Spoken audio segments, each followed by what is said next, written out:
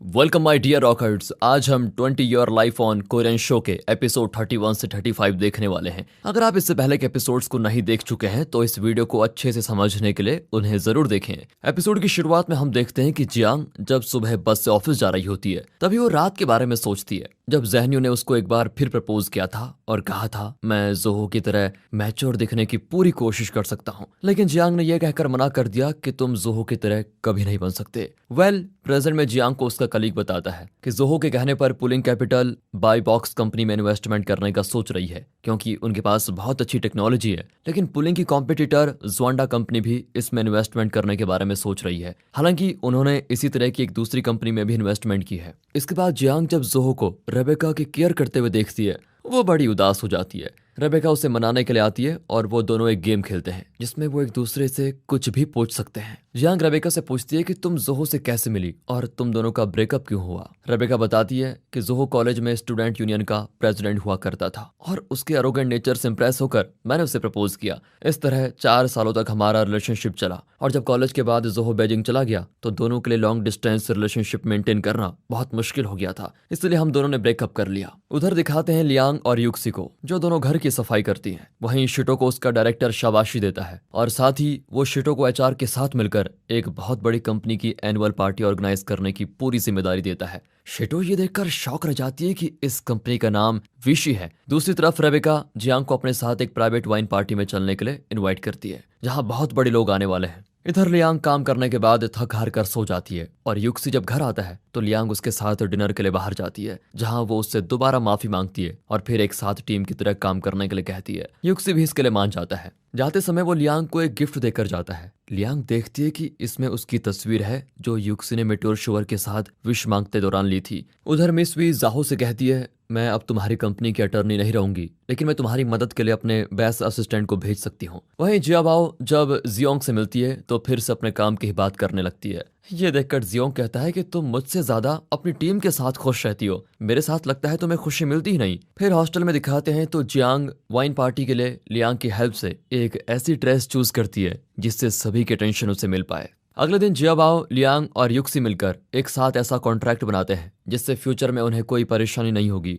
और लियांग सारी जिम्मेदारी जियाबाओ को दे देती है। फिर युक्सी बताता है कि मेरी मॉम जियाजुआन को यहाँ वापस भेजने के लिए मान गई है, लेकिन सिर्फ वीकेंड्स पर, क्योंकि वीकडेज पर उसे बीजिंग में स्कूल भी जाना होगा। यानी कि वीकेंड पर वो यहाँ पर आ जाएगा और शूट के बाद वापस चला जाएगा। लियांग भी इसके लिए मान जाती है। दूसरी तरफ टिडाओ और शिटो बीजिंग जाने के लिए शॉपिंग कर रहे होते हैं। तभी टिडाओ को चैंग और उसकी मॉम दिखाई देती है, इसलिए वो शिटो को वहीं छोड़कर उनसे मिलने के लिए चला जाता है। इसी बात से शिटो हर्ट भी हो जाती है। वापस आने पर टिडाओ बताता है कि ऐसा मैंने इसीलिए किया ताकि तुम्हें उनके सामने घबराना ना पड़े। उधर वाइन पार्टी में जियांग ऐसी ड्रेस पहनकर जाती है जो वहां के ड्रेस कोड से बिल्कुल अलग होती है, इसलिए सभी उसे घूर घूर कर देख रहे होते हैं। जोहो मिस्टर ली से बात करने जाता है और जियांग को तब तक वहीं खड़े रहने के लिए कहता है, लेकिन जियांग तो उनसे पहले मिस्टर ली से मिल जाती है और मिस्टर ली जियांग को उसकी ड्रेस की वजह से ताना मार कर चले जाते हैं। ये देखकर जोहो जियांग को दूर लेकर जाता है और उसे डांटता है क्योंकि वो मिस्टर ली से बहुत जरूरी बात करने वाला था, लेकिन जियांग की इस वजह से सारे के किराए पर पानी फिर गया। जोहो कहता है कि तुम्हारे कारण पुलिंग कैपिटल को इतने बड़े आदमी के सामने शर्मिंदा होना पड़ा।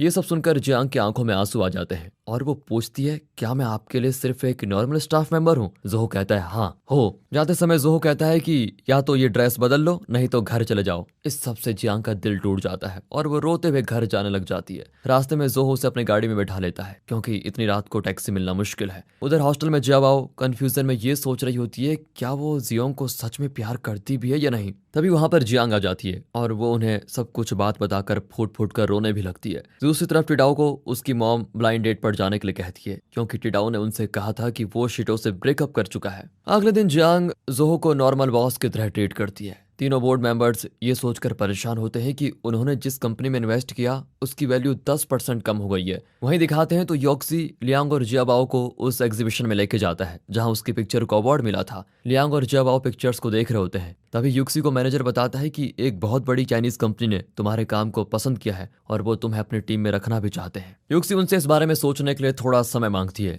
लेकिन लियांग चुपके से इन दोनों की बात को सुन लेती है। दूसरी तरफ टिडाओ को शिटो के बैग में रखी फाइल से पता चल जाता है कि वो विशी कंपनी के साथ काम कर रही है। हॉस्टल में जियाबाओ अभी भी उसी कंफ्यूजन में होती है कि क्या वो जियोंग को पसंद करती भी है या नहीं। रात भर सोचने के बाद अगले दिन जियाबाओ हिम्मत करके जियोंग से ब्रेकअप करने के लिए जाती है, क्योंकि उसे पता चल गया था कि वो उसे पसंद नहीं करती है। अब इससे पहले वो कुछ कह पाती, जियोंग बताता है कि 2 दिन बाद आंटी इस रेस्टोरेंट को बेचने वाली है। खैर, जियाबाओ खुद तो नहीं बता पाती, लेकिन वो मैसेज करके ब्रेकअप करने के लिए कह देती है। अब रात को जियोंग जब खाना देने के लिए आता है, तभी वो बताता है कि मेरा मोबाइल खराब हो गया है। साथ ही अगले दिन सभी को डिनर के लिए इनवाइट करता है, क्योंकि वो एक खुशखबरी देना चाहता है। अगले दिन यहाँ दिखाते हैं तो जो अपने डूबते हुए इन्वेस्टमेंट को बचाने के लिए मिस्टर मैंग से बात करने के लिए जाने वाला है, और इसकी फाइल जब वो जैंग से लेने के लिए जाता है तो वो उसे अपनी डेस्क से लेने के लिए कहकर चली जाती है। उधर टिडाओ अपनी मॉम के कहने पर ब्लाइंड डेट पर जाता है, लेकिन तभी वहां पर शिटो आ जाती है, पर टिडाओ उसे ब्लाइंड डेट के बारे में कुछ नहीं बताता। वहीं जोहो को मिस्टर मैंग नहीं मिल पाते और उसे उदास होकर वापस लौटना पड़ता है। अब रात में ग्रुप डिनर के समय जियोंग सभी को कहता है कि जियाबाओ कॉलेज के बाद यहीं रहने वाली है, इसलिए मैं भी उसका साथ देने के लिए यहीं रहूंगा, इसलिए मैं 2 दिन बाद ये रेस्टोरेंट खरीदने वाला हूँ। फिर सभी ट्रूथ एंड डेयर गेम खेलते हैं, जिसमें टिडाओ को शिटो को किस करने का डेयर मिलता है,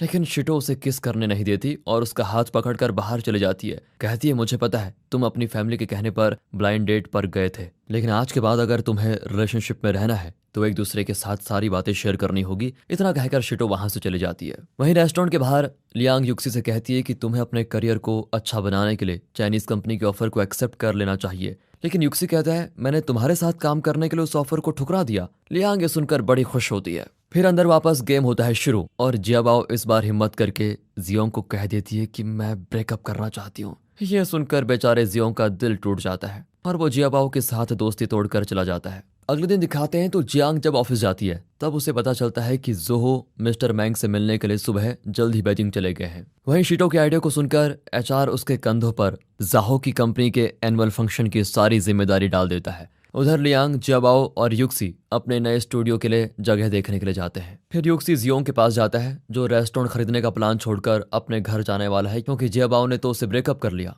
इसके बाद युक्सी और टिडाओ जियोंग के साथ लंच करने के लिए जाते हैं, ताकि एक दूसरे से बात करके उसका मन हल्का कर पाए। बातों ही बातों में युक्सी कहता है कि मैं जिस लड़की को पसंद करता हूँ शायद वो मुझे पसंद नहीं करती है। इसके बाद देखते देखते 1 हफ्ता बीत जाता है और जोहो बीजिंग में इतने दिनों तक मिस्टर मैंग का इंतजार करता है। तब जाकर वो जोहो से 5 मिनट बात करने के लिए मानते हैं, लेकिन वो बाई बॉक्स प्रोजेक्ट के लिए फंडिंग देने से मना कर देते हैं। अब पुलिंग कैपिटल में खतरे के बादल छाए हुए हैं, क्योंकि मिस्टर मैंग उनकी कॉम्पिटिटर कंपनी ज़्वांडा के ज़ेजियन प्रोजेक्ट में इन्वेस्ट करने वाले हैं, जिससे पुलिंग कैपिटल को बहुत बड़ा लॉस हो सकता है और शायद ये हमेशा हमेशा के लिए बंद भी हो सकती है। इसके बाद जियांग के पूछने पर रेबेका बताती है कि जोहो इन सब की टेंशन से डिप्रेस्ड होकर अपने होम टाउन छुट्टियां मनाने के लिए चले गए हैं। जियांग को ये सुनकर बड़ी टेंशन हो जाती है और वो अपना सामान पैक करके उसके पास जाने लगती है। तभी उसके रूममेट पूछते हैं कि तुम तो जोहो से सख्त नफरत करती थी, अचानक उसके लिए ये क्यों कर रही हो? जियांग कहती है मैंने जोहो को भुलाने की बहुत कोशिश की, लेकिन मैं ऐसा नहीं कर पाई। इतना कहकर जियांग चले जाती है और एक लड़की आकर जियाबाओ को टिफिन देकर कहती है ये तुम्हारे बॉयफ्रेंड ने भिजवाया है।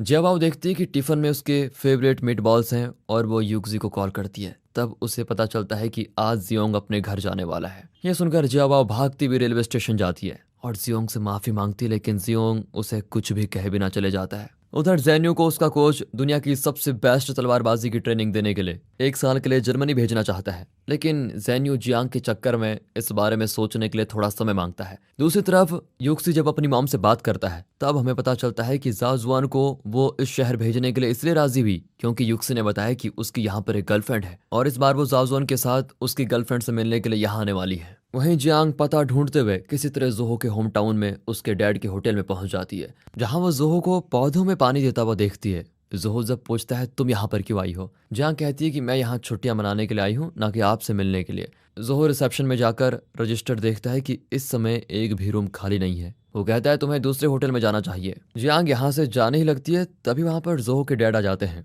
और जब उन्हें पता चलता है कि जियांग जोहो के ऑफिस में काम करती है तो वो उसे रहने के लिए जोहो का कमरा दे देते हैं। रात को युक्सी अपने पेरेंट्स को डिनर के लिए लेके आता है और बहाना बनाकर कहता है कि अभी मेरी गर्लफ्रेंड काम में बिजी है, इसलिए वो डिनर के लिए नहीं आ सकती, लेकिन हाँ वो कल रात आ सकती है। ये बात युक्सी जब लियांग और जियाबाओ को बताता है तो वो दोनों उसके साथ गर्लफ्रेंड बनकर चलने को तैयार हो जाते हैं। उधर जियांग जोहो के बेड पर आराम से सोती है, लेकिन बेचारे जोहो को अपने डैड के रूम में जमीन पर सोना पड़ता है। वहीं शीटो के पास टिडाओ का मैसेज आता है जिसमें वो कहता है कि मैंने अपने पेरेंट्स से सब कुछ शॉर्ट आउट कर लिया है। इसलिए अब हमें साथ रहने से कोई नहीं रोक सकता। ये देखकर शिटो बड़ी खुश हो जाती है। सुबह होने पर जोहो के डैड जियांग को ब्रेकफास्ट देते हैं जो खुद जोहो ने उसके लिए बनाया था। फिर वो जोहो के पास छत पर जाती है जहां वो दोनों मिलकर कपड़े सुखाते हैं। जियांग जोहो से कहती है, मैं आपसे डिसअपॉइंटेड हूँ क्योंकि कंपनी में सबको आपकी जरूरत है और आप यहाँ कर बैठ गए। जोहो कहता है कि तुम इतने समय तक मेरी असिस्टेंट थी लेकिन फिर भी तुमने मुझसे कुछ नहीं सीखा, नहीं तो तुम्हें पता चल जाता है कि मैं यहाँ पर क्यों आया हूँ। उधर युक्सी लियांग को जाजुआन के साथ सक्सेसफुली फोटोशूट करवा लेता है और वो उन्हें फिर से डिनर पर गर्लफ्रेंड बनकर आने के लिए कहता है, लेकिन इस बार वो मना कर देती हैं। दूसरी तरफ बीच पर शिटो और टिडाओ एक दूसरे के साथ अच्छा समय बिताते हैं और किस भी करते हैं। अब रात को डिनर के समय युक्सी के मॉम डैड उससे उसकी गर्लफ्रेंड के बारे में पूछते हैं तो वो पिछली बार की तरह बहाने करने लगता है कि आज वो नहीं आ सकते। पर तभी वहां पर जियाबा आ जाती है और वो उसे अपनी गर्लफ्रेंड बता देता है। वो सभी डिनर करने के लिए बैठते हैं। तभी वहां पर लियांग आ जाती है जो जियाबाओ को युक्सी की गर्लफ्रेंड बनते हुए देखकर वापस चली जाती है। युक्सी लियांग को बाहर छोड़ने के लिए जाता है। तभी उनकी बातों से पता चल जाता है कि युक्सी और लियांग दोनों एक दूसरे से प्यार करते हैं लेकिन अभी तक किसी ने किसी को प्रपोज नहीं किया। इसके बाद जब डिनर के बाद जियाबाओ हॉस्टल आ जाती है वो लियांग से कहती है, मैं युक्सी को पसंद करने लगी हूँ, क्या तुम मेरी लव स्टोरी को आगे बढ़ाने में मदद करोगी। लियांग अपनी दोस्त की खुशी के लिए ऐसा करने के लिए मान जाती है। फिर जियाबाओ ये बात शिटो और जियांग को बताती है। जियांग कहती है कि आज जोहो ने स्पेशली मेरे लिए ब्रेकफास्ट बनाया था और रात को उनके रूम में सोई थी मैं। ये सुनकर शिटो और जियाबाओ को लगता है कि जोहो भी जियांग को पसंद करता है। अगले दिन ज़ेन्यू जियाबाओ से मिलकर जियांग का पता ले लेता है और वहीं शिटो टिडाओ के साथ अपने डैड की ग्रेव पर जाती है। उधर जियांग को पुलिंग कैपिटल से एक बुरी खबर मिलती है और जोहो के डैड बताते हैं कि जोहो बीच पर गया। जियांग को लगता है कि जोहो बुरी खबर को सुनने के बाद खुद मरने के लिए कहीं चला ना गया हो, इसलिए वो भागते हुए उसके पास जाती है। लेकिन वो देखती है कि जोहो तो बड़े मजे से समुद्र का नजारा एंजॉय कर रहा है क्योंकि अभी तक उसे कुछ भी पता नहीं चला। फिर जियांग उसे बताती है कि पुलिंग कैपिटल का मार्केट शेयर 15% हो गया है और जुआंडा ने 75% मार्केट शेयर ले लिया है। इस वजह से उनका बाय बॉक्स खाली पड़ा हुआ है जबकि जुआंडा का तो जीजन कस्टमर से भरा हुआ है। जो कहता है भले इस समय जुआंडा हमसे आगे चल रहा हो लेकिन बाय बॉक्स ऐसी टेक्नोलॉजी पर काम कर रहा है जिसके लॉन्च होने पर मार्केट से जुआंडा का पत्ता साफ हो जाएगा और फिर से हम टॉप पर आ जाएंगे। इससे जियांग समझ जाती है कि जोहो यहाँ छुट्टियां मनाने के लिए नहीं बल्कि वो टेक्नोलॉजी के लॉन्च होने का इंतजार कर रहा है। ये सब जानने के बाद जियांग फिर से उसकी टीम में आना चाहती है। इसके बाद लंच प्रिपेयर करते समय जियांग को जोहो के डैड बताते हैं कि आज तक कभी भी जोहो किसी कलीग को घर पर नहीं लाया, इसलिए तुम ही वो पहली इंसान हो जिसे जोहो अपने घर लेकर आया है। उधर ज़ेन्यू भी पता ढूंढते हुए जोहो के होटल पहुंच जाता है और जैसे ही वो अंदर जाने लग जाता है तभी उसे जियांग और जोहो दिखाई देते हैं जिससे वो छुपकर उनकी बातें सुन लेता है। तब जाकर उसे पता चलता है कि जियांग